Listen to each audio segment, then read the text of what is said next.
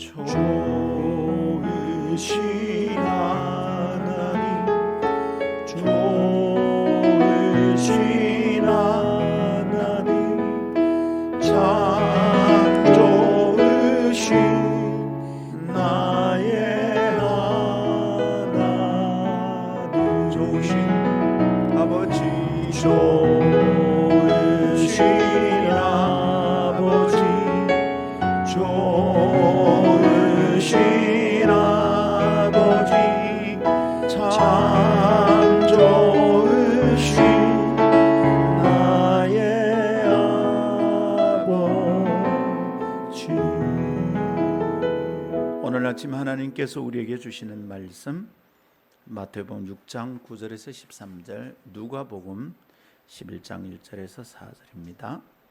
누가복음부터 먼저 읽겠습니다. 누가복음 11장 1절, 예수께서 한 곳에서 기도하시고 마치심에 제자 중 하나가 여짜오되, 주여, 요한이 자기 제자들에게 기도를 가르친 것과 같이 우리에게도 가르쳐 주옵소서. 예수께서 이르시되, 너희는 기도할 때 이렇게 하라. 아버지여, 이름이 거룩히 여김을 받으시오며 나라가 임하시오며 우리에게 날마다 일용할 양식을 주시옵고 우리가 우리에게 죄진 모든 사람을 용서하오니 우리 죄도 사하여 주시옵고 우리를 시험에 들게 하지 마시옵소서 하라. 마태복음 6장 9절입니다. 그러므로 너희는 이렇게 기도하라. 하늘에 계신 우리 아버지여, 이름이 거룩히 여김을 받으시오며 나라가 임하시오며 뜻이 하늘에서 이루어진 것 같이 땅에서도 이루어지이다. 오늘 우리에게 일용할 양식을 주시옵고 우리가 우리에게 죄 지은 자를 사하여 준 것 같이 우리 죄를 사하여 주시옵고 우리를 시험에 들게 하지 마시옵고 다만 악에서 구하시옵소서. 나라와 권세와 영광이 아버지께 영원히 있사옵나이다. 아멘. 이것은 하나님의 말씀입니다. 하나님의 말씀은 능치 못함이 없습니다.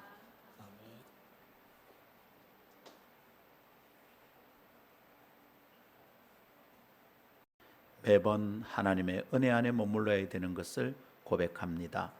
오늘 아침 주님, 삶을 그냥 두었으면 이 더위 속에서 뒤죽박죽이 되었을 텐데 주일이구나 기억하고 주님께 나아오니 그 답답하고 더위에 시달리고 엉망진창이 되는 삶이 끊어지고 새 흐름이 생기게 되는 줄 믿고 주님의 은총을 찬양합니다. 이 아침 저희를 부르셨으니 주님의 뜻대로 저희를 만드시고 이끄시고 주님의 뜻에 합당한 깨달음으로 저희를 새롭게 이끌어 주시옵소서.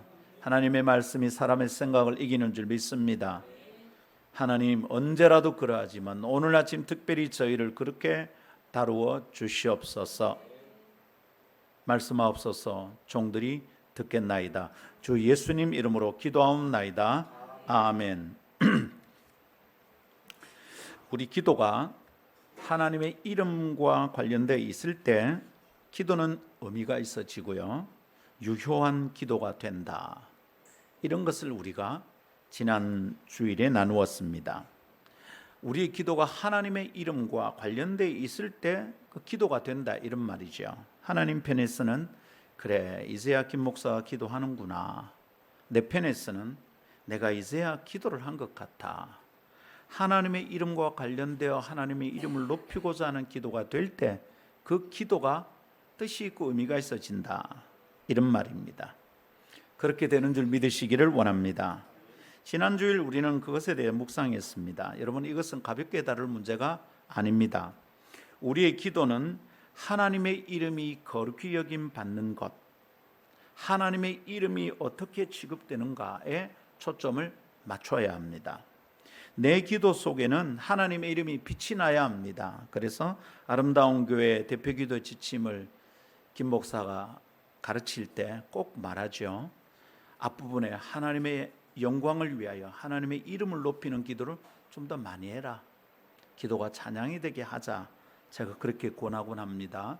왜냐하면 기도 시작하면 우리 답답한 소원이 먼저 쏟아지니까 하나님의 이름을 많이 높이지 않는 것이 위태한 일이다 라는 것이죠. 내 기도 속에 하나님의 이름은 빛이 나야 된다. 뒤에 문을 좀 닫아주세요. 더운 기운이 예배당 안으로 자꾸 더 들어오면 안 되겠다 싶어요. 오늘도 비상입니다. 지난 주일보다 에어컨을 더 많이 뗐는데 예배당 안에 기온이 잘 안 떨어지고 있습니다. 많이 더우시죠? 그러나 하나님 말씀의 은혜 속에 있으면 이상하게 더위를 잊어버리고 시원한 주님의 은혜를 느끼게 되는 줄 믿습니다. 할렐루야. 내 기도 속에는 하나님의 이름이 빛이 나야 된다. 잊지 않아야 합니다, 여러분. 그렇지 않으면 내가 기도를 하는 것이 아니고요, 내 소원을 내가 바라는 것을 나에게 그냥 내 마인드 컨트롤인 것이죠. 내게 암시를 거는 것이죠. 하나님의 이름이 빛이 나야 되겠습니다. 하나님의 명예와 영광을 위한 갈망과 기대가 우리 기도 안에 담겨 있어야겠습니다. 그리고 그런 기도와 어울리도록 나도 거룩히 여겨지는 삶, 구별된 삶을 살아야겠습니다. 그런 의미에서 내 기도가 하나님의 이름을 높일 뿐만 아니라 나의 삶이 주님의 이름을 욕되게 하지 않아야겠다. 이렇게 여기며 살아갑시다. 여러분, 우리가 기도한다고 하나님의 이름이 거룩히 되고 내가 기도하지 않는다고 하나님의 이름이 거룩히 되지 않는 것 아닙니다. 그래서 이 기도는 오히려 하나님보다 나를 위한 기도입니다. 하나님, 저는 하나님의 이름을 욕되게 하지 않는 삶을 살고 싶습니다. 그렇게 살도록 저를 도와주십시오. 이런 기도가 될 겁니다. 그런 마음을 챙겨서 기도하기 시작하면 우리의 소원은 참된 기도가 된다, 진짜 기도가 된다. 이렇게 우리가 지난 주일에 묵상했었습니다. 그리고 그 주님의 이름을 높이고 싶은 소원과 갈망이 두 번째 가르쳐 주신 주님의 기도로 이어진다는 것을 깨달으시기를 원합니다. 자, 주님의 기도 두 번째가 뭐죠? 하나님 나라가 임하시기를 원합니다. 하나님 나라가 임하시옵고 하나님 나라가 오기를 바랍니다. 이런 뜻입니다. 하나님 나라가 오기를 바란다는 것은 이제 다음 주, 그 다음 주 한번 세 번쯤 나누어야 되겠습니다. 자, 근데 그 주기도문의 두 번째 기도 제목을 묵상하다가 목사는 문득 어떤 이야기를 떠올리게 되었습니다. 문득 외주를 타고 계곡을 건너던 어떤 고개사의 퍼포먼스가 기억이 났습니다. 나야가라 폭포를 건너갔답니다. 외주를 타고. 매우 위태한 일이었지만 그는 그 일을 잘 해내었답니다. 어떻게 건너갈 수 있었는가? 중심 잡기가 관건이죠. 그것은 누가 봐도 중심 잡기의 예술이었습니다. 중심 잡는 것이 얼마나 중요한지를 일깨워주는 이야기였던 거죠. 그 이야기를 접하고 생각했습니다. 내 삶의 다양한 무게들이 중심을 잘 잡고 있는가, 균형을 유지하고 있는가 생각하게 되었습니다. 우리의 삶에 다양한 이야기들이 있잖아요. 내가 바라는 것도 다양하고요, 이루어진 것도 다양하고 이루어지지 않은 것도 많습니다. 근데 이게 중심이 잡히는가, 균형을 유지하고 있는가, 이거 말입니다. 여러분 생각해 보십시오. 내 마음의 무게가 쏠리는 일들이 얼마나 많습니까? 살다가 보면 한쪽으로는 확확 쏠립니다. 어제는 그 일 때문에 잠을 못 자다가 오늘은 또 저 일 때문에 잠을 못 잡니다. 내 마음의 무게가 쏠리는 일들이 많지 않습니까? 그 각각의 일을 한번 생각해 보십시오. 그리고 내 마음을 빼앗아가는 많은 사람들과 관련된 이야기를 생각해 보십시오. 그 각각이 내 마음을 좀 더 자기에게로 쓰라고 요구를 하고 있습니다. 직장일은 직장일대로, 집안일은 집안일대로, 자식 문제는 자식 문제대로, 교회일은 교회일대로, 내 건강은 건강대로 다 내 마음을 요구하고 있습니다. 신경 좀 써다오. 아우성들이죠. 시간과 에너지는 한정되어 있는데 마음의 중심을 잡아당기는 방향은 너무도 다양하고 어지럽습니다. 그것을 다 신경 쓰다가는 내가 정말 중심을 잡고 살 수 있을까? 내 삶이 온전해질까? 고민이 됩니다. 이런 고민 속에서 여러분은 기도를 어떻게 하시나요? 이런 걱정 속에서 우리는 어떤 기도를 드릴 수 있을까요? 어떻게 기도해야 온전한 기도가 될까요? 주님의 기도는, 주기도문은 이런 고민을 해결하는 매우 중요한 지침이 됩니다. 오늘은 그런 질문을 가지고 말씀 속에서 답을 찾기 위하여 묵상을 시작해 봅시다. 자, 예수님이 가르쳐 주신 기도는 방향이 있는 것 같아요. 이렇게 공부하다가 보면 주님이 가르쳐 준 기도는 어떤 방향을 가지고 있습니까? 주님의 기도는 방향이 있고요, 중심이 딱 잡혀 있어요. 주님의 기도는 흔들리지 않아요. 방황하지 않아요. 이것 구하다가 저것 구하다가 그러질 않아요. 특별히 두 번째 기도 제목을 살펴보면 그것을 우리가 제대로 알게 됩니다. 아, 주님의 기도는 방향이 있는 거구나. 중심이 딱 잡혀 있구나라는 것을 알게 됩니다. 오늘 우리가 살피는 이 두 번째 기도 제목은 하나님과 관련된 첫 파트의 두 번째 기도입니다. 그죠? 첫 번째는 뭐였죠? 하나님의 이름이 거룩히 여김을 받기를 원합니다 라는 기도였고요. 오늘 두 번째인데 뭐죠? 하나님 나라가 오시기를 원하는 기도입니다. 두 번째 항목이 하나님 나라를 위한 기도입니다. 이번 한 주간은 우리가 하나님 나라를 위한 관심을 좀 집중해서 훈련하고 기도를 다듬어 보기를 원합니다. 자, 근데 이제 이 주기도문이 마태복음 6장에 나오잖아요. 근데 이 주기도문 전체의 구조와 흐름을 가만히 관찰해 보면, 공부를 해 보면 딱 알게 됩니다.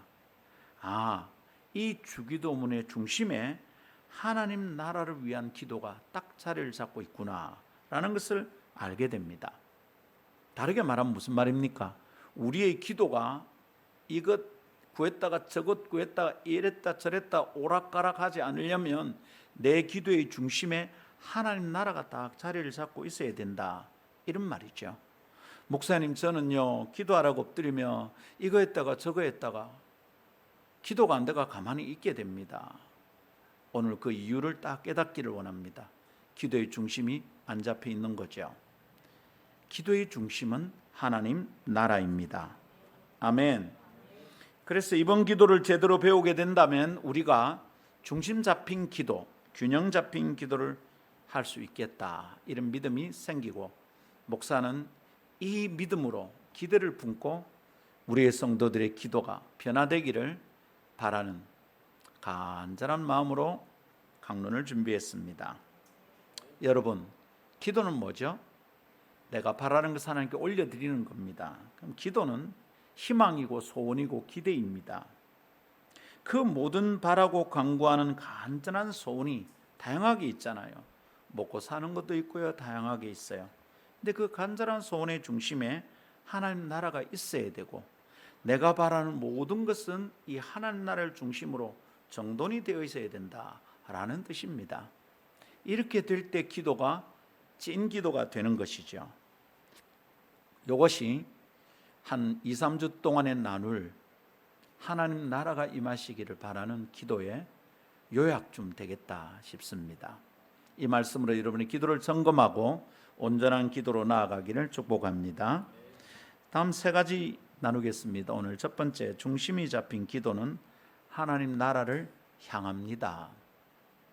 기도가 제대로 되면 그 사람의 기도는 하나님 나라를 향하게 돼 있어요. 기도를 잘하는 사람은 하나님 나라를 향해서 삶이 정돈돼 있어요. 그런 얘기겠죠. 두 번째, 중심이 잡히지 않은 기도는 어지러운 삶을 만듭니다. 세 번째, 기도의 중심을 살피고 기도를 다시 배워야 합니다. 첫 번째 따라합시다. 중심이 잡힌 기도는 하나님 나라를 향합니다. 기도를 살필 때 매우 중요한 기준이 되는 메시지다 생각합니다. 내 기도가 중심이 잡혀 있다, 곧 온전한 기도다 싶을 때는 내 기도가 하나님 나라를 향하는 거예요. 그리고 내 삶도 하나님 나라를 향하고 있어요. 내 관심과 평소의 기대가, 소망이 하나님 나라를 향하고 있어요. 일상 속에 내가 쓰는 말이, 내가 바라는 바가 하나님 나라를 향하고 있다, 이 말입니다. 그렇지 않으면 내 기도나 내 삶이, 내 말이, 내 생각이 그렇지 않으면 여러분, 내 머릿속 이쪽에 빨간불이 딱 켜져서 반짝거리고 있는 걸 빨리 깨달아야 합니다. 정상이 아닙니다. 경고등이 켜졌다 이 말입니다. 자, 시작할 때 이런 얘기를 했습니다. 주기도문은 중심이 하나님 나라다. 중심이 잡혀 있는 고개산은 나야가라 폭포를 건너갈 때도 떨어지지 않고 잘 건너갈 수 있다. 중심이 잡힌 기도를 드리는 사람은 인생길이 흔들리지 않고 방황하지 않고 견고하게 살아낼 수 있다. 이런 의미도 될 것입니다. 주기도문의 중심은 뭐라고요? 하나님 나라입니다. 이것을 잊지 맙시다. 자, 주기도문이 이것은 이제 김 목사의 일방적인 주장이 아니고요. 말씀을 가만히 묵상하고 관찰하면 공부하면 금방 알 수 있습니다. 자, 주기도문이 들어있는 장은 누가복음의 11장과 그리고 마태복음 6장 두 군데입니다. 근데 이 6장 전체를 우리 가만히 살펴보면 자세히 한번 관찰해 보십시오. 오늘 댁에 돌아가서 마태복음 6장을 다시 한번 꼭 읽어 보십시오. 이걸 살펴보면 주기도문의 중심이 하나님 나라라는 것을 금방 알 수 있습니다. 자, 산상수훈, 하나님께서 산 위에서 예수님께서 산 위에서 말씀하신 아주 중심, 기독교 진리, 윤리의 중심인 메시지다 이 말 아닙니까? 산상수훈 혹은 보배로운 교훈이다, 산상보훈 이렇게 얘기합니다. 몇 장 몇 장이죠? 마태복음 5장, 6장, 7장입니다. 이 산상수훈의 중심은 구조적으로 6장이 중심이겠습니다. 그죠? 근데 이 6장에서 몇 가지 주제를 다루고 있어요. 여러 주제를 다루고 있는 것 같지만 가만히 보면 사실은 기도에 대한 가르침이 주된 흐름이고, 이 기도에 대한 가르침은 하나님 나라와 연결되어서 결론이 난다라는 것을 우리가 알 수 있습니다. 찬찬히 잘 따라오십시오. 더워서 어지럽고 좀 힘들지만 말씀 잘 따라오십시오. 자, 마태복음 6장은 어떤 내용들이 있는가? 제일 먼저 등장하는 주제는 구제입니다. 구제. 2절에서 4절 구제를 얘기합니다. 그리고 곧바로 주님의 기도가 딱 나타납니다. 구제를 얘기한 다음에 주기도문이 나온다 이 말입니다. 5절에서 13절 길게 분량을 다루어서 기도에 대해서 주님이 가르치십니다. 그러고 나면 14절 15절 짧게 용서와 관계에 대해서 가르침을 주시고, 이어서 금식에 대한 가르침이 16절에서 18절, 헌금에 대한 가르침이 19절에서 21절, 그리고 다시 기도에 대해서 언급하십니다. 기도가 앞에 나오고 주기도문이, 그리고 또 다시 기도에 대해서 얘기하십니다. 말하자면 주님은 마태복음 6장을 산상수훈의 중심의 가르침을 기도를 중심 삼아 가르치고 있다 이 말입니다. 구원받은 하나님의 백성의 삶의 중심에 기도가 있어야 된다 이 말이죠. 그리고 그렇게 기도를 중심으로 가르친 마태복음 6장의 결론이 뭡니까? 6장 33절이죠. 뭐랍니까? 너희는 먼저 그의 나라와 그의 의를 구하라. 그러면 이 모든 것이 너희에게 이루어질 거다. 기도할 때 이것저것 구한다고 정신없이 기도하지 말고, 기도할 때 하나님 나라를 중심으로 기도해라 이 말입니다.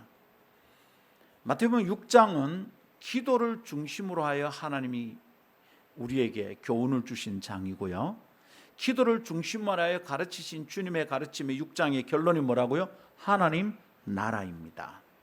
이 결론이에요. 자, 그러면 이렇게 관찰하면서 우리가 건지게 되는 깨달음이 뭡니까? 마태복음 6장 전체가 어떻다는 겁니까? 주기도문의 내용을 기도를 중심 삼고 있다는 것이고, 그 기도를 가르치는 가르침의 결론이 뭐라고요? 하나님 나라다는 겁니다. 그럼 우리 쉽게 알 수 있습니다. 아하, 주기도문의 중심이 뭐다? 하나님 나라다.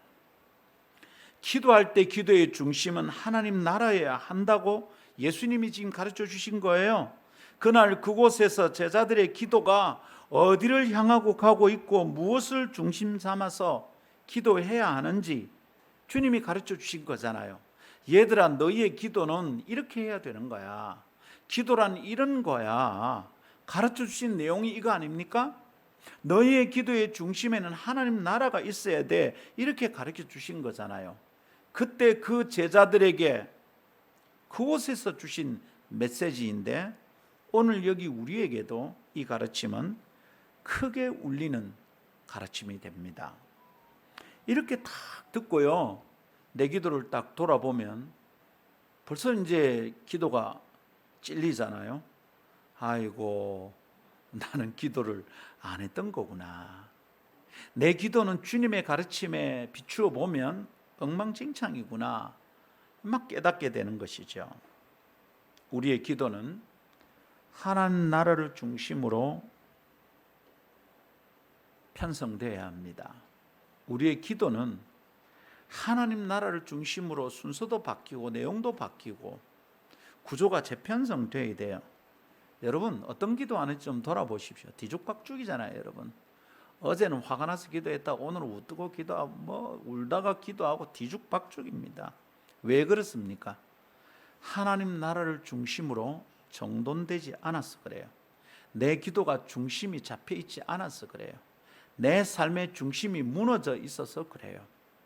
그러니까 우울하고 답답하고 예수 왜 믿는지 모르겠고, 이 여자하고 왜 아직도 살고 있는지 모르겠고, 왜 이 남자하고 아직도 내가 살고 있는지 모르겠다. 내가 무엇 때문에 이 직장을 계속 다니고 있는지 모르겠다. 자꾸 어려워. 중심이 흔들려서 그렇죠. 하나님 나라를 중심으로 삼아 기도는 이루어져야 합니다. 아멘. 그러나 너무도 자주 나의 소원과 나의 영역에 집중되거든요. 내 기도는 하나님 나라가 아니라 내 나라에 관심이 많아요. 내 집을 사고요, 가정을 꾸리고요, 나의 영역을 견고하게 구축하는데 내 기도가 집중되고 있는 거잖아요. 어떻게 보험을 넣고 어떻게 적금을 넣고 그 다음에 집을 어떻게 살 거고 차는 어떻게 바꿀 건가? 네, 그 얘기입니다. 혼인 하기로 결정을 하고 주례를 부탁하러 온 제 제자가 찾아왔어요. 이런저런 얘기를 나눕니다. 자기들이 장난처럼 사랑하고 혼인하는 게 아니라는 것을 증명하려고 얘기를 꺼낸 거예요. 목사님, 우리가 오랫동안 기도하면서 준비했습니다. 뭔 준비를 했느냐 보니까 시작할 때부터 집을 샀대요. 둘이가 꽤 괜찮은 직장에 다니고 있었으니까, 물론 대출돼서 샀기 때문에 그걸 어떻게 갚는지 몇 년 계획도 있대요. 그래서 바로 출산을 안 할 거래. 계획이 있더라고요. 너희는 다 계획이 있구나. 계획이 있어. 근데 다 듣는데 제가 허전해. 그래서 말을 했습니다. 얘들아, 너가 모든 준비를 다 계획했는데 너희의 혼인이 하나님을 향하여 준비할 건 없더나. 너희가 하나님을 위해 준비한 가정인가? 너희가 하나님을 위하여 혼인하는 건가? 너희의 혼인 준비에 있어서 하나님 때문에 하는 준비가 뭐가 있니? 둘 다 당황해서 대답을 못 하는 겁니다. 누구 잘 봐라. 대출을 어떻게 내고 대출을 어떻게 갚는지, 집 어떻게 살 건지, 애는 어떻게 가질 건지, 앞으로 직장에서 몇 년 더 공부한 다음에 그 다음에 너그 사업을 하는지 말든지, 이런 계획이 너무 1시간 넘어 얘기했습니다. 계속 들었거든요. 너무 정확해요. 막 일정이 꼼꼼해요. 참 계획을 잘 세웠더라고요. 근데 하나님을 위한 계획이 있냐고. 종종 우리는 플랜 A가 망가지면 그 다음에 실행할 플랜 B, 플랜 C까지 생각해야 된다. 이런 얘기들을 많이 얘기합니다. 한 가지 계획만 가지고 일을 하고 인생을 사는 사람은 실패할 확률이 많은 거죠. 왜? 매사가 잘 되는 게 아니잖아요. 그래서 플랜 A 안 되면 플랜 B가 가동돼야 될 겁니다. 근데 여러분, 플랜 C도 있잖아요. 플랜 C, My plan for Christ. 플랜 C 있냐 이 말이에요. 우리는 온통 내 나라에 대한 관심이에요. 내 것. 나의 영역에 대한 기도뿐이에요. 그 관심, 그 걱정, 그 염려로 울고 불고 잠 못 들고 잠을 줄여가면서 열심히 다니고 있는 겁니다. 이 사람 저 사람 만나는 겁니다. 일을 많이 합니다. 여러분, 그게 우리의 가장 간절한 소원이에요. 그런 기도 속에 하나님 나라는 갇혀 있습니다. 하나님 나라는 그 사람 속에서 꼼짝을 못 해요. 하나님 나라는 그런 사람의 기도 속에 깊이 묻혀서 보이지도 않아요. 여러분, 적금 잘 부어서 1년짜리 적금을 하나 잘 부어서 비전 트립 간다, 이런 꿈 있습니까? 1년짜리 적금은 그것을 위해서 붓는다, 여러분 이런 거 있냐고요? 근데 이번 적금은 주석 한 질 살라고 적금 붓는다, 여러분 이런 계획이 있습니까? 있냐고요? 해외여행 가고 싶은데 혹시 터키에 있는 7교회 흔적을 돌아보는 계획 같은 건 하고 싶은 겁니까? 무슨 계획이 있습니까? 내 소원, 나의 계획, 나의 꿈, 내 소망, 희망 중에 하나님 나라가 묻혀서 보이지도 않아요. 내가 바라는 것이 너무 많아서 하나님 기도는, 하나님 나라는 내 소원의 중심에 올 수가 없어요. 주변부에 어디 놔놨는데 나중에 급해서 찾아보라니 어디 있는지를 모르겠어. 하나님 나라를 언제쯤 내가 마음에 품었는지를 기억하지를 못해. 하나님 나라는 내 나라 속에 깔려 있어요. 함몰되어 있어요. 지난 한 주간의 기도를 되돌아봅시다. 여러분 어떻게 기도했습니까? 기도를 하지도 않는 사람들에게 이런 요청이 무슨 의미가 있을까 싶습니다. 그나마 기도하는 사람들은 자신이 지난 한 주간 했던 기도를 한번 찬찬히 돌아봅시다. 아니, 기도하지 않았던 사람들도 괜찮습니다. 기도를 하지 않았던 사람들도 한번 다시 생각해 봅시다. 내가 갈망하는 소원이 뭔지 한번 생각해 봅시다. 지난 한 주간 동안 내가 가장 마음을 쏟았던 일이 뭔지 한번 생각해 봅시다. 우리 기도의 중심, 내 소망의 한가운데 뭐가 있었습니까? 내 마음의 에너지를 가장 많이 쏟던 게 뭐였습니까? 대체로 엄마들은 뭐죠? 내 새끼죠. 지난주에 너무 바빴어요, 그죠? 큰아 보내고 둘째 보내고 정신이 없어. 내 새끼지야. 혜인이는 혜인이대로.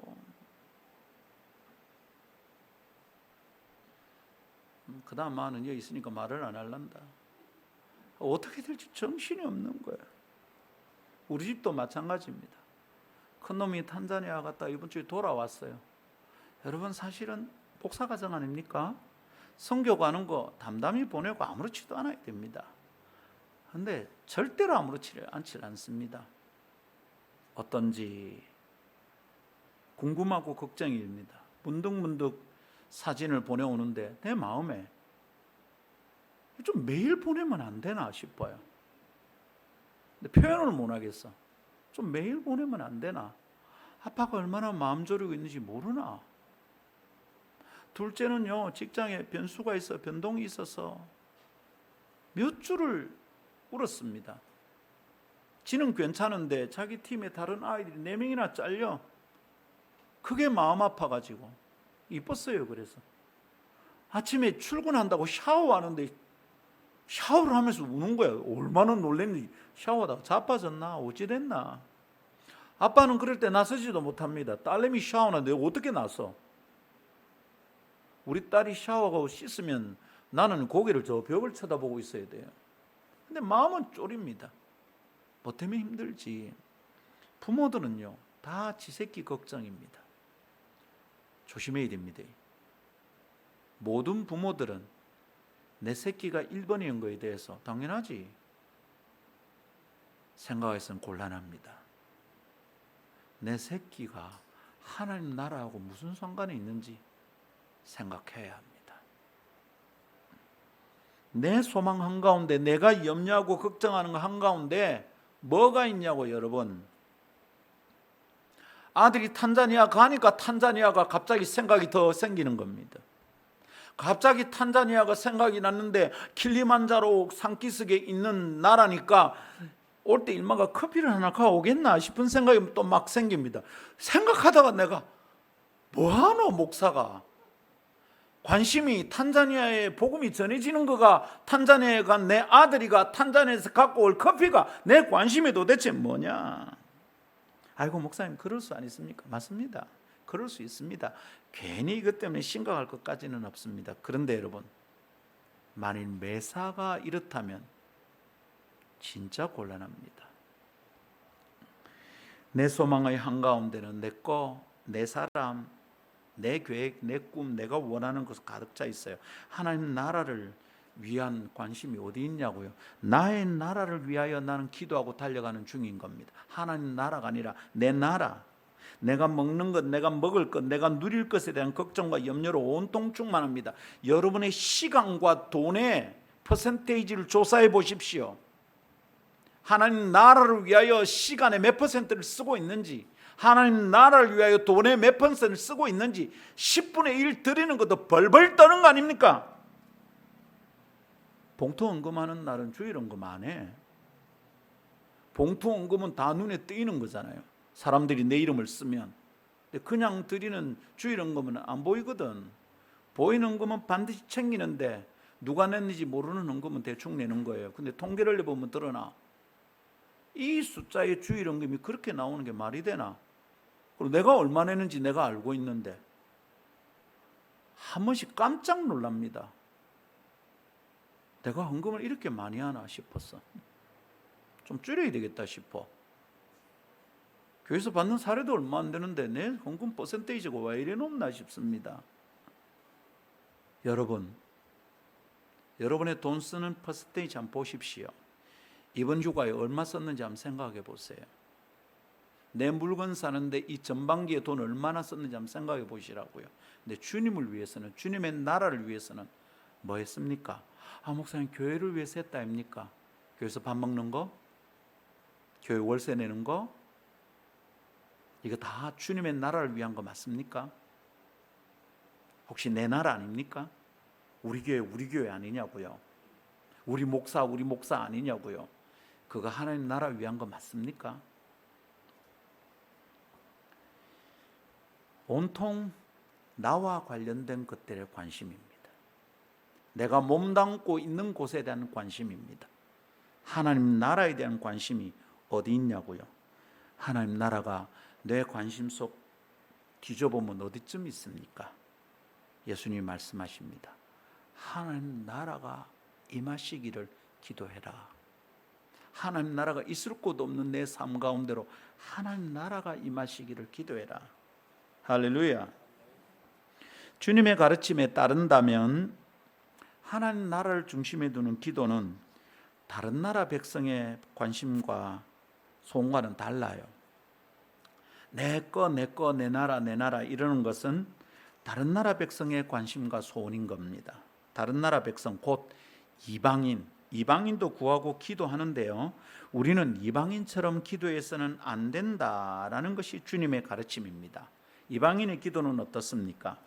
오늘 마태복음 6장에서 살피는 이방인의 기도에는 두 가지 특성이 있어요. 두 가지 특징이 있다고 주님이 평가하셨습니다. 첫 번째는 기도하는 스타일, 기도하는 방식에 대한 평가입니다. 그들은 기도를 어떻게 하느냐에 대한 얘기입니다. 마태복음 6장 7절입니다. 마태복음 6장 7절 또 기도할 때 이방인과 같이 중언부언하지 말라. 그들은 말을 많이 하여야 들으실 줄 생각하느니라. 여러분, 마태복음 6장 7절에 있는 이방인의 기도의 특징은 뭡니까? 중언부언입니다. 말을 많이 씹어리는 겁니다.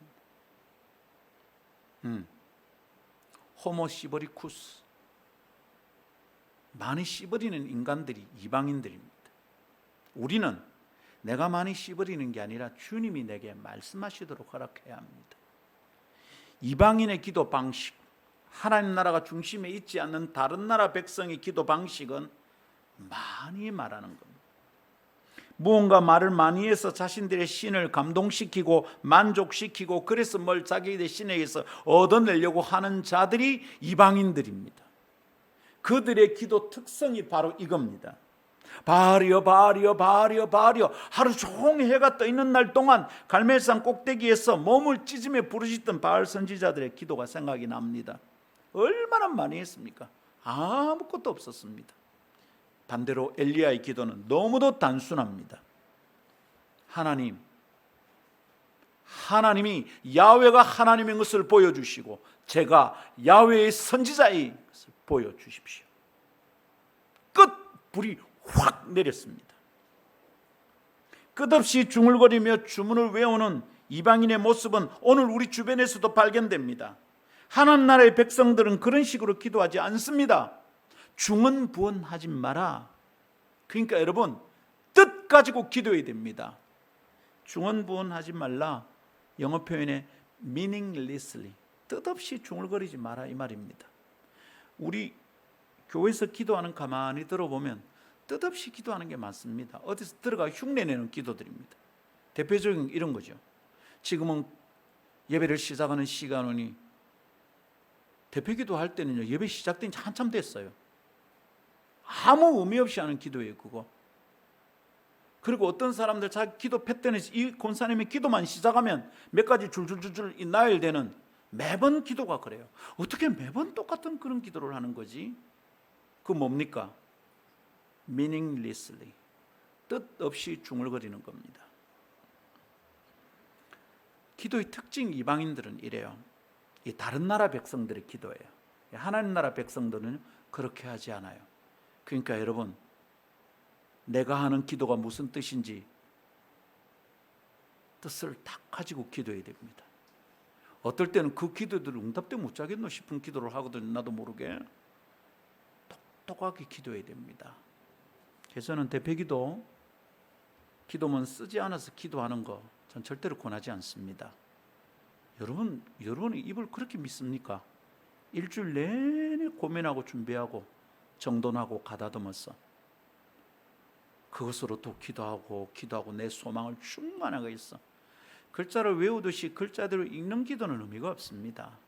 한 주간 동안 내가 바라는 것이 무엇인지 정돈하고 오라는 겁니다. 그 기도 제목이 하나님의 소원과 닮아 있는지 고민하고 오라는 겁니다. 그래서 기도의 엑기스를 주님께 드리는 겁니다. 다 암송해서 글을 읽듯이 안 하면 더 좋겠고요. 목사 설교 원고 준비합니다, 여러분. 다 씁니다. 목사 설교 준비 안 하면 성도들이 기분 나빠하잖아요. 준비 안 한 설교 한다고. 기도는 왜 준비 안 하고 합니까? 대표 기도는 준비해야 되죠. 목사 시작할 때 기도하는 시작 기도, 예배 시작할 때 내용 다 준비합니다. 이것 때문에 끙끙거립니다. 왜 대표 기도는 준비 안 하고 하려고 그럽니까? 하나님을 없이 여기지 말고 함께 예배하는 성도들을 존중히 여기십시오. 어렵지 않습니다. 기도를 뜻을 가지고 기도하기 시작하면 기도 글자 하나하나가 막 살아납니다. 그리고 그 말 하나가 힘이 생깁니다. 대표 기도도 응답됩니다. 내 기도하고 나서 이번 주간 중에 우리 교회 안에 이 기도가 응답된다 믿으면 글자 하나하나가 매우 강력한 힘을 가집니다. 원자폭탄보다 더 셀 수 있습니다.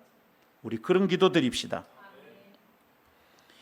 이방인의 기도에 대한 주님의 두 번째 평가는 기도의 내용에 대한 것입니다.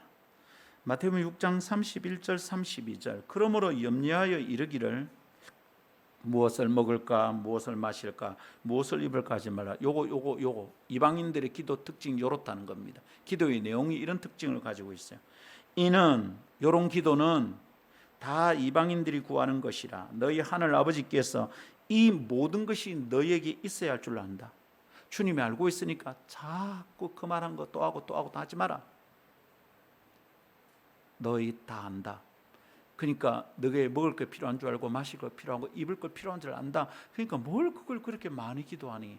그거 놔두고 뭐 기도하라는 겁니까? 하나님 나라 구해라. 이방인들은 먹고 사는 문제에 입는 것이 어떤가에 대한 고민이 대부분이라는 거예요. 여러분 살아보십시오. 일주일 동안 내 주변에서 그 얘기가 전부입니다. 사람들 하는 얘기가. 페이스북에 보십시오. 어디 식당에서 뭐 먹었는지 올리는 게 전부입니다. 나 오늘 어떻게 복음 전했다. 내 오늘 어떻게 말씀 읽었다. 묵상했다. 그런 게 페이스북에 오르는 거 많이 봤습니까? 내 오늘 기도 무슨 기도했다 오르는 거 봤냐고요. 다 지 관심사뿐입니다. 그것이 다른 나라 백성의 기도 내용의 특징입니다. 그러나 하나님 나라의 백성은 그런 것을 구하며 시간 낭비하지 않습니다. 그런데 예수님께서 가만히 보니 당신의 제자들 속에서 그런 흔적이 보였던 거죠. 헌금궤를 맡고 있는 인간이 하는 짓거리나 가만히 보니 그런 걱정이 있는 거야. 사람들이 베세다 들녘에 수천 명이 모여 있는데 주님이 아들 빨리 돌려보내야 됩니다. 밥 먹을 때 됐습니다. 너그가 먹여라. 우리가 무슨 돈이 있습니까? 내 이 걱정인 거예요. 세상에 주님과 함께 있으면서도. 그래서 그것에 대해 주님은 똑바로 가르쳐야 했던 것이죠. 얘들아, 기도의 중심은 하나님 나라란다. 하나님 나라의 백성은 하나님 나라에 대한 관심을 우선으로 삼아 기도해야 한단다. 너희는 그것을 추구하며 살아야 된단다. 너희가 애를 쓰면 하나님 나라가 이루어져야 한단다. 지금 그 제자들이 가르쳐 주신 것이죠. 가르쳐야 했어. 살아가는 꼬라지를 보니까, 기도하는 걸 보니. 그리고 예수님은 오늘 우리를 향해서도 하나님 나라가 중심에 자리 잡은 온전한 기도를 원하고 계신 거예요. 얘들아, 너가 먹을 거, 입을 거, 마실 거 필요한 줄 내가 안다. 그러니까 그것만 구하다가 기도 시간 낭비하지 마라. 그러면 우리는 하나님 나라를 구해라. 오늘 내가 하루를 살면 하나님 나라가 어떻게 이루어지는지, 내가 오늘 1시간 일하고 나면 복음이 어떻게 되는지, 내가 오늘 무릎 꿇고 30분 기도하고 나면 우리 교회에 무슨 일이 일어나고 우크라이나에는 무슨 일이 일어날지, 그거 너희들 관심이 있니? 그거 기도하면 먹을 것, 마실 것, 입을 것, 그건 내가 이미 알고 있다. 저는 이 말씀을 믿고 지금까지 살려고 애를 쓰고 있습니다. 사실은 제가요, 인간적으로는 별 좋은 아빠가 아니라는 걸 제가 알고 있어요. 왜냐하면 가정의 필요를 채우는데 제가 그렇게 부지런하지 않았어요. 내 아내와 내 아이들을 먼저 챙기는데 저는 너무 서투른 사람이었어요. 왜냐하면 제가 우리 가정을 신경 쓰지 않는 마음이 있기 때문이 아니고요, 내가 내 아내를 사랑하지 않아서 아닙니다. 아이들을 나만큼 사랑하고 그런 아빠가 또 있을까 저는 생각합니다. 저그가 저를 알뜰하게 한데도 내 혼자 속이 탈 때가 많거든요. 조금만 늦으면 제가 전화를 합니다. 근데 그 전화하는 것을 애들이 싫어하니까 내가 언제 전화를 해야 될지 내가 안절부절인 거예요. 여보, 당신이 한번 전화해 봐봐. 제 아이들을 굉장히 아낍니다. 근데 목사님이 왜 아들 공부하고 이런 그렇게 신경을 안 썼습니까? 제가요, 사역을 하다 보니 제 주변에 힘든 애들이, 굶는 아들이 너무 많은 거예요. 그걸 가지고 기도를 해봤어요. 주님, 이 아이들 어떻게 먹일까요? 자아들은 아버지가 있는데 아버지가 없습니다. 쟤는 시럽개인데, 가난해서 시럽개 갔는데 아가 똑똑한데 공부를 시켜야 되겠습니다. 기도를 하는데 주님이 제 마음에 네가 해라 그러시는 거예요. 그래서 제가 우선순위를 거기 두고 살아봤습니다. 그리고 저는 이 말씀 믿었습니다. 이 모든 것을 너에게 더하시리라. 제가 기도할 때마다 너무 자주 그렇게 기도했습니다. 아버지, 내 아이들은 주님이 맡아주시고요. 우리 아이들 똑똑한 애들이거든요. 아빠가 주는 돈으로 공부 제대로 못 해봤습니다. 세계 최고의 공부를 한 것은 아니지만 하나님이 이 아이들을 지키고 이끄신다는 것을 지금까지도 보고 있습니다. 하나님 인도하시는구나. 죽을 때까지 이래 살려고요. 내가 책임지는 것보다 아버지가 내 아이들을 책임지는 게 훨씬 더 완전하더라고요. 저 여전히 아이들 너무 사랑합니다. 제가 제 아이들을 걱정하면요, 막 회개를 해요. 제가 다른 일이 신경이 안 쓰죠. 아주 평범한 아빠예요. 애들이 어떤 문제가 생기면요, 제 다른 기도가 안 되더라고요. 얼마나 회개를 많이 했는지 모릅니다. 여러분, 예수님은 오늘 아침 제자들에게 가르치신 그 메시지 똑같이 오늘 우리에게 말씀하십니다. 너희 속에 하나님 나라가 중심의 자리를 잡고 있나? 이게 온전한 기도다. 중심은 기준이 됩니다. 중심은 관심의 첫 자리입니다. 그래서 그것으로 평가하고 나의 기도를 분별할 수 있습니다. 주님의 가르침으로 관찰하고 평가한다면 나의 기도는 괜찮은 편입니까? 내 기도는 안녕합니까? 주님께 기도를 다시 배우고 중심 잡힌 기도를 드리는 기도의 사람이 됩시다. 하나님 나라가 중심에 와 있는 기도. 말씀이 이러면 이 말씀대로 되는지 안 되는지 여러분 한번 해봤습니까? 이 모든 것을 더하신다는데 이 모든 것이 더해지는 것을 경험해봤냐고요. 꿈꾸며 기대하고 그런 기도의 삶을 살아봅시다. 두 번째 따라하겠습니다. 중심이 잡히지 않은 기도는 어지러운 삶을 만듭니다. 중심이 잡힌 기도는 하나님 나라가 중심에 와 있는 기도죠. 복음이 중심에 딱 와 있어요. 어떻게 복음이 전해지고 이 사람들이 어떻게 하나님 나라 백성이 되느냐, 여기에 중심이 딱 있어요. 근데 이게 중심이 안 잡히면 그 기도는 어지러운 삶을 만들어요. 기도하는데 이루어지는 게 어지러워요. 주님은 하나님 나라에 대한 관심과 소원이 기도의 중심이 되어야 한다는 걸 가르쳐 주셨습니다. 그런 기도가 참 기도입니다. 그런 기도가 중심이 잡혀 있는 기도입니다. 그러니까 하나님 나라가 중심을 잡고 있는 기도는, 중심이 잡혔다는 건 뭐예요? 쉽게 흔들리지 않는 기도예요. 이거 구했다가 저거 구했다가 안 그런다 이 말입니다. 다시 계곡을 건너가던 그 고개사 이야기를 생각합니다. 중심이 잡히면 그 위태한 일을 담담히 해낼 수 있습니다. 흔들리지 않는 기도를 하는 성도도 마찬가지일 거예요. 중심이 잡힌 기도를 하는 성도의 삶은 중심 잡힌 삶이 될 겁니다. 그러나 하나님 나라를 위한 중심이 잡히지 않으면 구할 것이 이것저것 자꾸 늘어나요. 하나님 나라가 중심이 없으면, 기도가 중심이 안 잡히면 삶이 중심이 안 잡혀요. 그래서 누가 이 말하면 그런가 싶어서 속을 끓입니다. 누가 저 말하면 삶이 흔들립니다. 여러분, 김상문 목사는 커다란 교회, 대단한 교회를 사역하고 있지 않지만 누가 이 말 저 말 한다고 쉽게 안 흔들립니다. 눈에 보이는 건 작아 보이지만 여러분, 소중한 일을 하고 있다고 저는 믿고 있습니다. 제 방법이 하나님의 말씀과 틀리면 저는 회개를 하고 고쳐야 됩니다. 사람들은 방식이 틀려서 하나님의 뜻이 아니면 고칠 생각을 안 하고 일을 바꾸려고 합니다. 직장을 옮기려고 합니다. 직업을 바꾸려고 합니다. 아니고요. 거기서 그 일을 하는 방식을 바꿔야 됩니다. 저는 사람들이 이렇게 저렇게 말한다고 제 목회가 흔들릴 거 없다고 생각하고 있습니다. 내가 하나님의 뜻을 따르고 있는지 점검하면 됩니다. 여러분, 하나님의 뜻대로 하는 교회는 반드시 큰 교회입니까? 반드시 작은 교회입니까? 하나님의 뜻대로 하는 교회의 목사는 사례를 몇백만 원, 몇천만 원 받아야 합니까?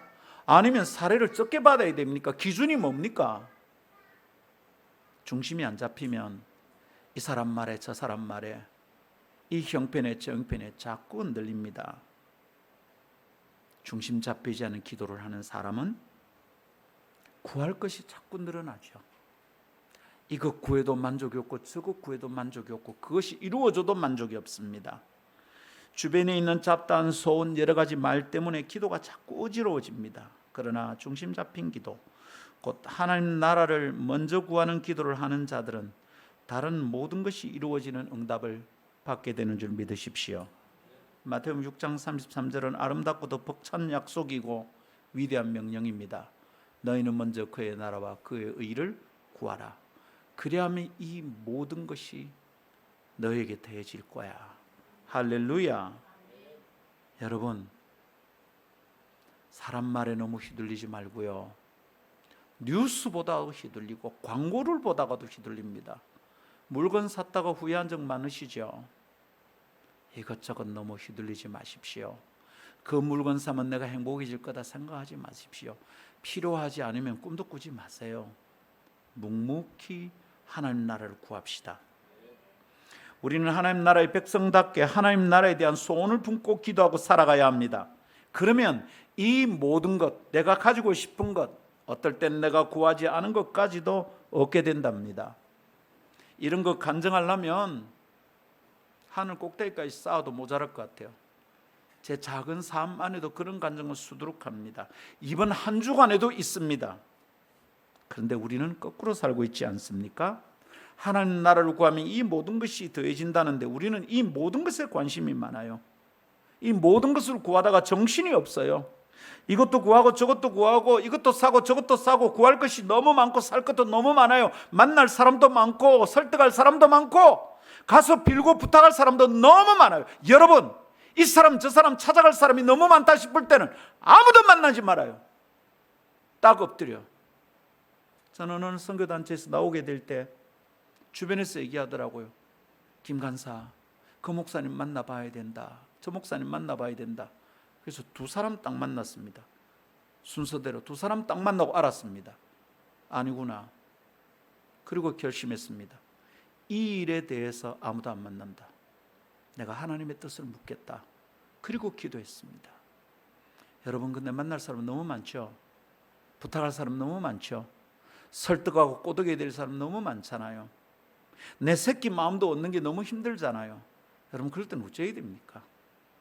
잘 되지도 않는 사람 붙들고 실험하지 말고, 아, 이 문제 지금 기도해야 되는 거구나. 하나님, 제가 하나님께 마음을 쏟습니다. 여러분, 내가 이것 구하고 저것 구하고 이 사람 만나 설득하고 저것 걱정하고 이 일 걱정하고 하는 동안에 하나님 나라는 내 기도의 중심에서 사라지고 맙니다. 그 다음엔 뭐가 됩니까? 오만 걸 다 신경 써야 되니까 참 어지러운 삶이 시작이 되는 거죠. 꽁지에 불을 달고 다니는데도 하는 게 아무것도 없는 것 같아요. 너무 어지러워요. 열심히 사는데 바쁘기만 한 거예요. 이것저것 하느라 중심은 이미 빼앗겼고요. 흔들거리는 거예요. 그러니까 수많은 남정네들을 보십시오. 그렇게 하루 종일 열심히 일하는데 퇴근을 했는데도 일이 안 끝났어요. 거래처 사람 또 만나야 돼. 1차 마시고 2차 마시고 3차 마시고 집에 들어올 때 어떻게 들어옵니까? 흔들흔들 하면서 들어와요. 술을 마셔서 흔들거리는 게 아니에요. 중심을 잃어버렸잖아. 중심을. 삶의 중심을 다 뺏겼잖아요. 그렇게 8시간 일하고도 왜 또 뭘 해야 되냐고. 너무 안타까워. 그래도 안 되는 것이면 욕심이야. 그만해요, 여러분. 그래도 안 되는 것이면 그거는 내 영역이 아니야. 하나님 영역이야. 주님께 구하세요. 아버지, 저를 붙들어 주세요. 흔들리지 않게 해주세요. 살아가는 방식이 작년하고 올해하고 달라. 내년이 또 달라. 이 사람 신앙이 있는 겁니까? 없는 겁니까? 다른 건 다 해요. 모든 일을 다 해. 그런데 하나님 나라 일에는 시간이 없대요. 모든 일을 다 해요. 밥도 먹고 빨래도 하고 일도 하고 뭐 출근도 하고 아도 돌보고 사람도 만나고 다 해. 근데 하나님 나라를 위한 것은 할 시간이 없대요. 잘못 살고 있는 거잖아요, 여러분. 일을 줄여요.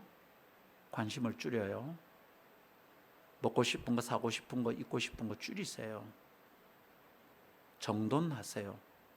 하나님 나라를 중심으로 재편성하세요. 그렇지 않으면 계속 어지러울 거예요. 계속 힘들 거예요.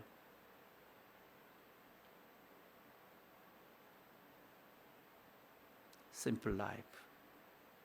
하나님 나라 중심으로. 그러니 여러분, 삶에 대한 고민을 많이 하지 말고 내가 기도의 중심이 잘 잡혔는지 고민하세요. 중심을 잃고 이것저것을 많이 구하는 기도, 중언부언하는 기도, 이방인의 기도라고 그랬습니다. 하나님의 백성의 기도는 이방인의 기도와 같아서는 안 됩니다. 하나님 나라를 위하여 살아가는 사람들은 다른 나라의 기도와 같은 기도를 드리면 안 되겠습니다. 그런데 그런 나라의 기도에 관심이 자꾸 가요. 그런 나라 백성의 기도가 끌려요. 큰일입니다. 이스라엘도 그랬습니다. 가나안에 들어갔는데 가나안 백성의 삶에 자꾸 끌려. 걔들은 정착 문화거든요. 이스라엘은 오랫동안 방황했잖아요. 광야 문화였거든. 여러분, 움직이는 민족에게 문화라는 게 뭐 대단한 게 있을 수가 없어요. 문화는 정착할 때 생기는 거다. 우리 이런 상식이 있잖아요. 들어가 봤더니 그 정착 문화가 너무 좋은 거야. 너무 아름다워. 끌렸어. 그거 하면 안 됐거든. 이 땅을 사는 그리스도인들은 아직 천국에 가지 않았어요. 그래서 이 땅에서 흔들릴 수 있어요. 목사님은 뭐 안 흔들립니까? 흔들립니다, 여러분. 가끔 페이스북에 릴스를 보고 짧은 동영상을 보면 마음이 쑥 빠지고, 제가 30분 동안 그걸 하고 있더라고요. 정신을 차리고 제가 제 입으로 이랬습니다. 미쳤다. 목사가 미쳤어. 이 땅에서 흔들릴 수 있습니다, 여러분. 영향을 받게 된다 이 말입니다. 차를 타고 있는데 예쁜 아가씨, 날씬한 아가씨가 지나가면 눈이 돌아갑니다, 여러분. 내가 내 고기를 잡아야 돼. 안 그러면 너무도 쉽게 흔들려요. 영향을 받아요. 영향을 받지 않을 수 없다 이 말입니다. 그러면 어찌해야 됩니까? 정신 차려야죠. 분별력이 있어야 된다 이 말입니다. 해도 되는 일인지 안 해야 되는 일인지 분별해야 된다 이 말입니다. 만나도 되는 사람인지 만나면 안 되는 사람인지 구분해야 되잖아. 왜 만나면 안 되는 사람을 만나는 걸까요? 왜 손대면 안 되는 돈에 손을 대는 걸까요?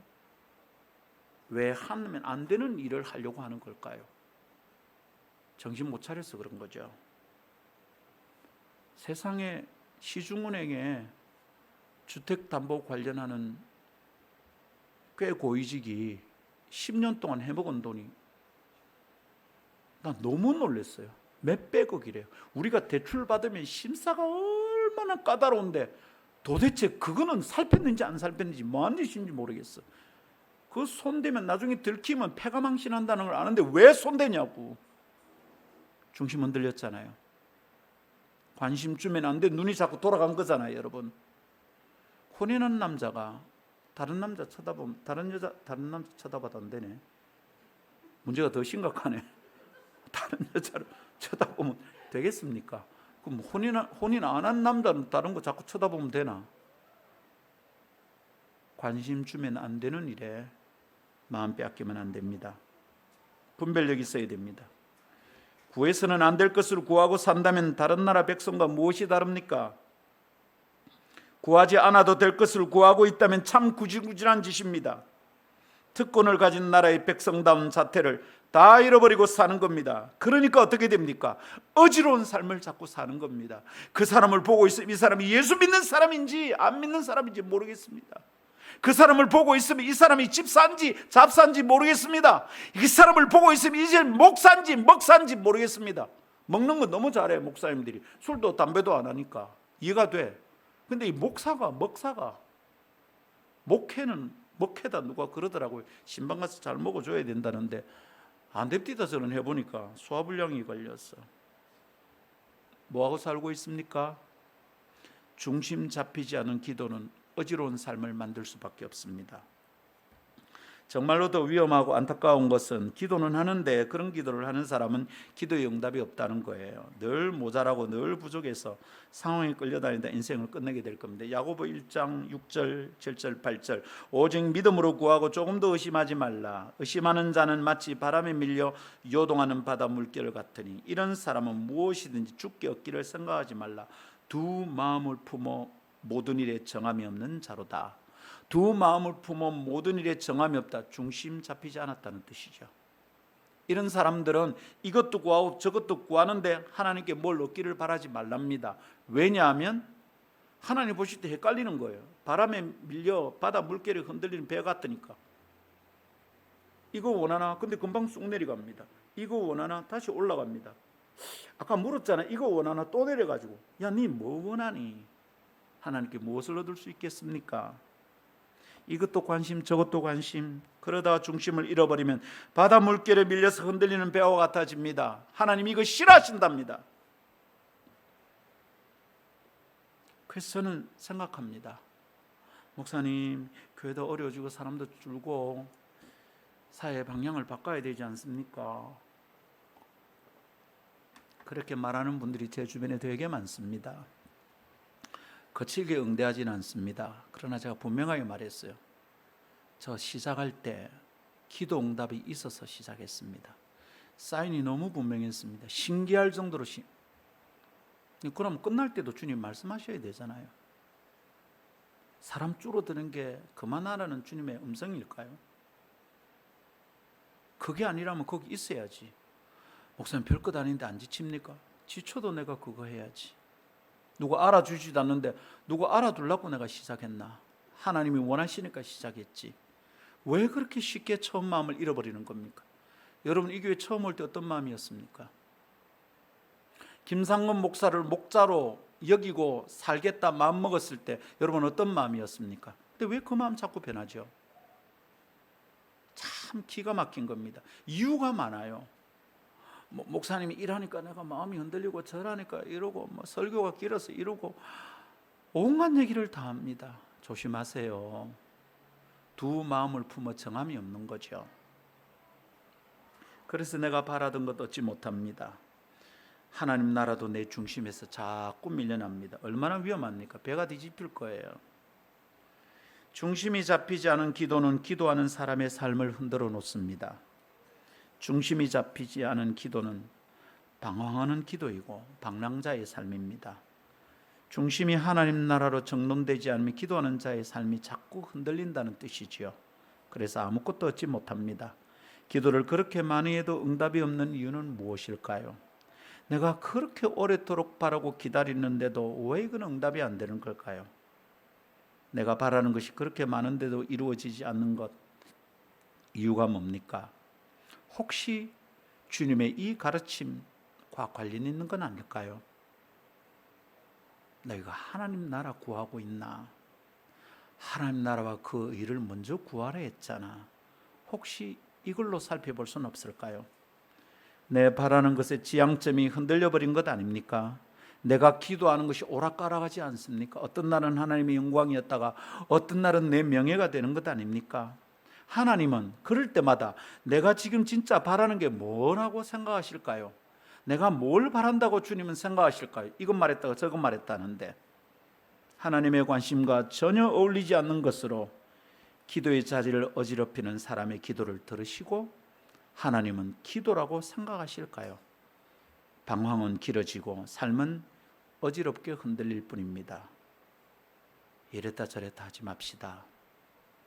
이거 바랬다가 저거 바랬다가 하지 맙시다. 이 말했다가 저 말했다가 하지 맙시다. 정신 차리고 중심을 잡고 온전히 주님을 따릅시다. 신앙이 온전한 자들은 하나님 나라를 향해 정돈된 삶을 살게 된다는 것을 믿으십시다. 말씀 정돈합시다. 내 기도가 어떠한가를 보면 내가 어떤 나라에 속한 사람인가 답을 얻을 수 있습니다. 내가 교회 다닌다고 다 예수 믿고 구원받은 사람일까요? 내 기도를 한번 들여다보십시오. 내가 하나님 나라에 속한 사람인지 아닌지. 하나님 나라가 내 기도의 중심에 있지 않는데도 나는 구원받았다고 강변할 수 있겠습니까? 하나님 나라가 천국 아닙니까? 하나님 나라에 속하지 않는데 죽으면 천국 간다는 게 어떻게 그렇게 믿어집니까? 내 기도의 중심에 하나님 나라가 있어야 됩니다. 내가 천국을 향하여 걷고 있는 사람인지 그 여부를 내 기도를 통하여 확인할 수 있다 이 말입니다. 주님은 그것 때문에 오늘 우리에게 기도를 가르쳐 주십니다. 당신의 제자들에게 기도를 새롭게 가르쳐 주시는 거예요. 제자들이 보니까 예수님의 기도가 달라 보였어요. 예수님이 기도하고 마치고 나올 때 제자들이 와서 우리에게 기도를 가르쳐 주십시오 했어. 예수님의 기도를 보니까 다르거든. 예수님의 기도 안에는 하나님 나라가 중심에 있거든. 그분은 잡다한 관심을 다 물리치고 하나님의 이름과 그분의 나라, 하나님의 뜻을 구하고 있거든. 야, 어떻게 하면 이런 기도를 할 수 있지? 주님 우리에게 기도를 가르쳐 주십시오. 오늘날 우리도 이 가르침에 귀를 기울여야 됩니다. 주님은 기도를 안 하는 사람들에게 기도를 가르쳐 준 게 아닙니다. 기도라고 하고 있는 사람들에게 기도를 가르쳐 주신 겁니다. 기도가 습관인 유대인들에게 기도를 다시 가르쳐 준 겁니다. 그러니 여러분, 나는 기도에 대해 특별히 더 배울 것이 없다고 생각하는 실수를 범하지 맙시다. 나는 기도 좀 한다 착각하지 맙시다. 주님이 오늘 아침 이 말씀으로 네 기도의 중심이 하나님 나라가 있나 물으시면 그 질문으로 내 기도를 살피고 잡다고 어지러운 관심을 덮어두고 하나님 나라를 중심에 두고 기도하는 기도의 사람들이 되기를 축복합니다. 찬송합시다. 우리 주 예수 그리스도의 은혜와 하나님 아버지의 사랑과 성령님의 교통하심이 너희 온 무리와 함께 있을지어다. 아멘.